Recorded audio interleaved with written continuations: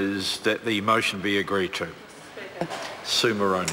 Thank you, Mr Speaker. I rise to speak on behalf of the Labour Party on the Immigration Amendment Bill number 2, and regretfully the Labour Party is unable to support this bill. Even though it is a core issue for the New Zealand Labour Party to address the exploitation of all workers, and in particular, and relevant to this bill, migrant workers, the government just hasn't got this right. They haven't got this right, and it just shows, I think, how out of touch they are with what happens in the modern workplace.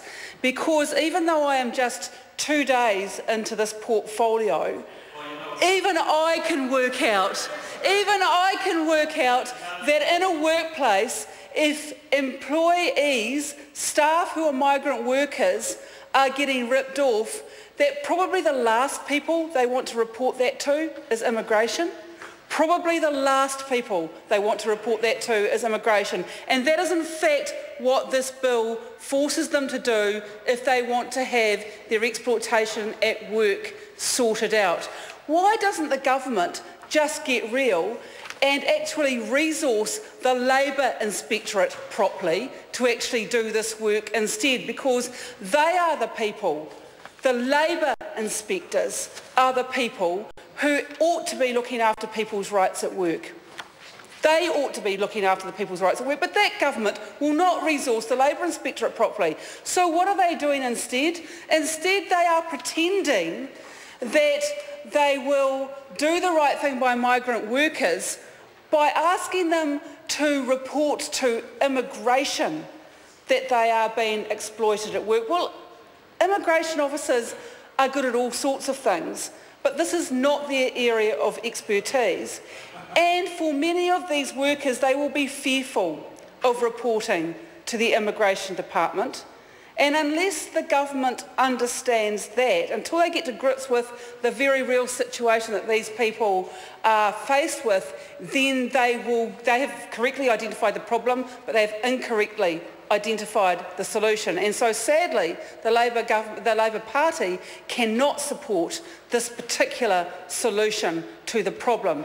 And yet we feel very strongly about addressing the problem. Now, I know that the Minister has been in this role for some months now, so he's not one of the ministers who's newly into this role, perhaps just getting to grips with it, and you could excuse him for just not quite understanding what the implications are of this bill. He's actually been in this role for many, many months, and should have been able to have seen the situation that is going to unfold here, and that is that while it might look as though the government is trying to do something to address the exploitation of migrant workers, in fact it will not work.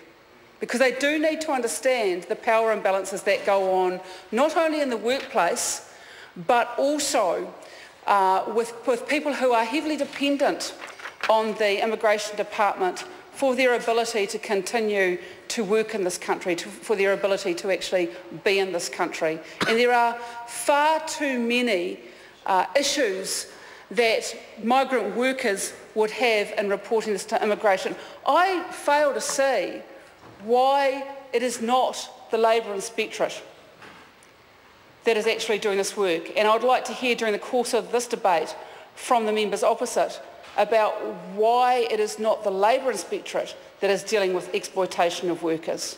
Because of course that is the very same inspectorate that is going to have its hands full dealing with this very same group of workers actually, who are probably going to be the people most at risk of meal breaks and tea breaks being taken away from them. These are exactly the same groups of workers who are going to suffer from that. So the Labour Inspectorate is already going to have its hands full dealing with that issue. But it should be resourced properly to actually deal with all levels of exploitation, including to migrant workers. Mr Speaker, I wasn't able to sit on the select committee to hear the submissions on this, but I hear that there were a number of very, very good submissions that actually pointed out the stupidity that was going on in this bill to this government. But of course the government sticks its fingers in its ears because all it really wants to do is make it look as though it is dealing with the issue, when in fact they know that the exploitation will continue long after this bill has been passed by this Parliament. But it will not pass with the support of the New Zealand Labour Party because it is not a realistic solution to the problem that has been identified. Order. Oh, Mr Speaker.